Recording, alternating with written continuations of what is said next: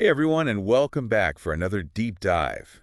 You know, we like to explore some pretty fascinating topics here, We do. and today's is really no exception. Absolutely not. Um, especially for those of you out there who are UPSC aspirants, Oh, yeah, this one's going to be really good for the UPSC folks. big time. This could pop up in both the mains and the prelims exams, so you're going to want to listen closely. Definitely.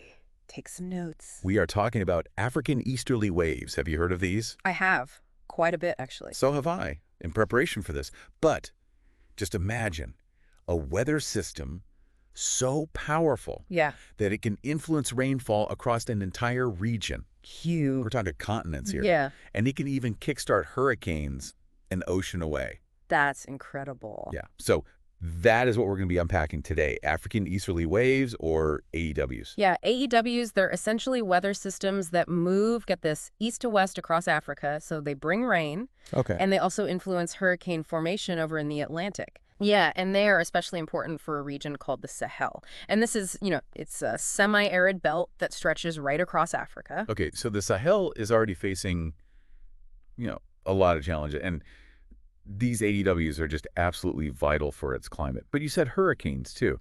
That connection just seems mind-blowing to me. It is really mind-blowing.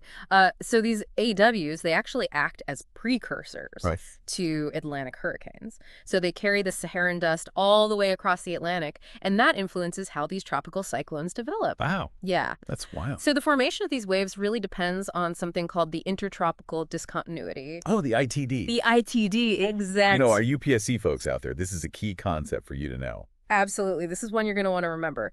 So picture this, like a boundary line. Right. Where the hot and dry desert air from the Sahara Yeah. clashes with the cooler, moist air that's coming up from the south. So it's this clash of the titans, essentially. Yeah. That creates this perfect environment for these AEWs to form. So it's the ITD.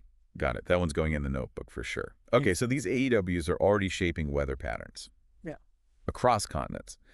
But I am really curious, how will climate change affect all of this? What are the latest findings? Yeah, that is the big question, isn't it? It is. So there is a new study that was published in Communications, Earth, and Environment. And it's predicting that climate change will actually intensify these waves. Okay. So as the planet warms, the temperature difference between the Sahara and the Guinea coast, that's expected to increase. So this difference is called baroclinicity. Baroclinicity. Baroclinicity. Yeah. And that will lead to a more unstable atmosphere, so stronger AEWs. Okay, wait, hold on, back up. Baroclinicity. Yeah. I'm trying to picture this.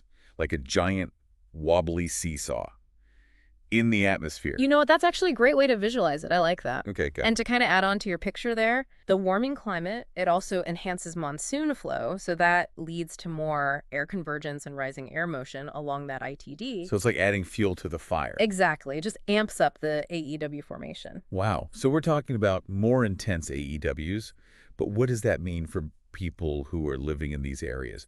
What will be the actual impact? So one of the most significant impacts of this is going to be we're going to see more frequent and intense flooding events in the Sahel. Oh, no. Yeah. So stronger AEWs equal stronger mesoscale convective systems. We call them MCSs.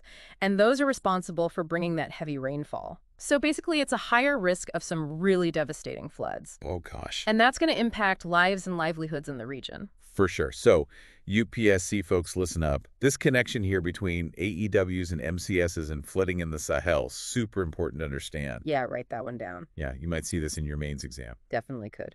So the impacts, though, aren't limited to just the Sahel, right? You talked about hurricanes earlier. Exactly, exactly. So these intensified AEWs, they can also have an impact on hurricane formation over in the Atlantic.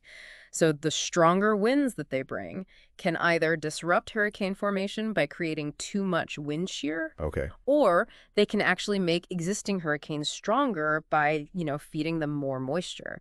So it's this really interesting balance. It all kind of depends on the specific path that the wave takes. Wow. So climate change is basically putting these AEWs on steroids. Yeah. And the consequences are going to be felt across continents. It really shows how interconnected our climate system is. Yeah. What happens in one part of the world can have these ripple effects across the entire globe. Absolutely. Well, this has been an eye-opening deep dive. Thank you so much for breaking down such a complex topic You're welcome. Happy to be here. in a way that is both insightful and easy to understand. And for all of you listening out there, especially those of you getting ready for those UPSC exams. Make sure you got all this down. This is the good stuff. This is gold. And if you found this deep dive helpful, don't forget to like and subscribe for more fascinating explorations into the world around us. We'll see you next time. See that.